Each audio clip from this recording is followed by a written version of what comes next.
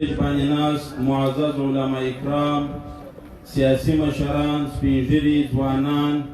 لغړیان او دلته په پرلط کې ناست علما اکرام، سپین ږیري ځوانان، لغړیان، ستاسو د ټولو په اجازه باندې وخت کم دی، مشران به مجلس درته کوي، زه صرف دوې خبرې درته کوم. دا درې څلور ورځې مې غیر حاضري کړې ول، زموږ وروستي د پښتنو رواج دی، نو د مبارکۍ ترتیب شروع و، خو الحمدلله الله تعالی دین فارغه کم. دومره به درته ووایم چې مخکې د سبقانو ترتیب خو اوس الحمدلله موږ فارغ شولو، د هغه ساعته به دلته ولاړ یو، دلته به ناست یو، دلته به په خدمت باندې بوخت یو چې تر څو دا ظالم او جابر حکومت دا خپله ظالمانه فیصله واپس نه وي اخیستې. او د ټولو څه در مخه بله خبره دا کوم، زه علما اکرامو ته دا خواست کوم چې کوم په سږ کال کې فارغ شوي دي یا فارغېږي، نور کله به زموږ یو داسې تسلسل مجلس روان و چې کوم وخت به سبقان ختم سول او یا به کوم وخت مدرسې چوپې شوې یا د افغانستان مسله وله، نو بعضې به د افغانستان پر طرف کړله طالبان، علما اکرام، ځوانان، او بعضې به بیا د غره پاخوا دا د تبلیغ چې کومه سلسله شروع ده، زموږ د نبیانو د صحابو میراث راپاته دی، او بعضې علما اکرامو، طالبانو د مدرسو دا به په تبلیغ کې تلل. خو زه نن پر دا سټیج و علما اکرامو و طالبانو ټولو مدارسو والا ته وایم، بعضې مدرسې به چوټې سوي، جلسې سوي دي،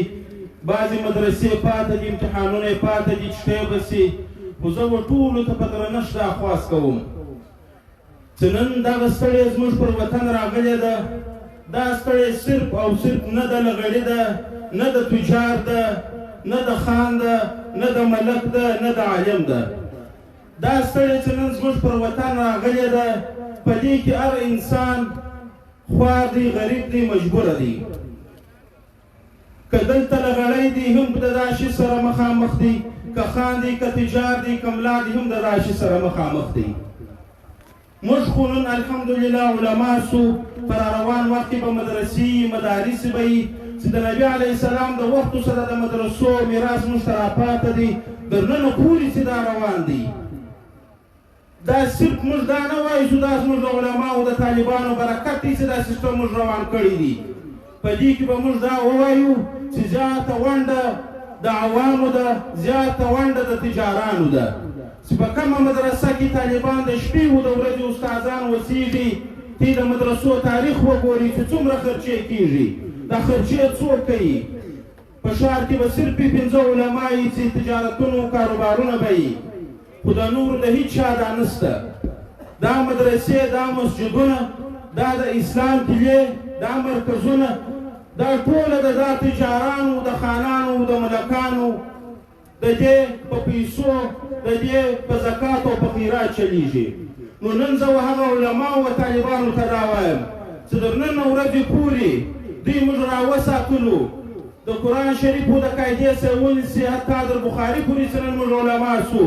د دا ولس و موږ ته دا شی کاوی، ولس چې و هغه زموږ مسؤوله و. نن موږ علما د دا ولس مسؤلین سو، په امتحان کې الله واچولو. خو موږ به ټول راځو پر دا سټیج، که علما دي که طالبان دي، د دا پرلط حمایت به کوو، د سر په سودا به ورته ولاړو، ځان مال هر څه به قرباني کوو. زه ورته کمیټې ته دا وایم چې هر خدمت و ما ته یږدي، الحمدلله سبقان ختم شو، چې سخته مرچه ده، سخته خیمه ده، سخت مشکل دی. د نن اسلام آباد 24 घंटे زه پر دا ځای حاضر یم. واخر دعوانا الحمدلله رب العالمین.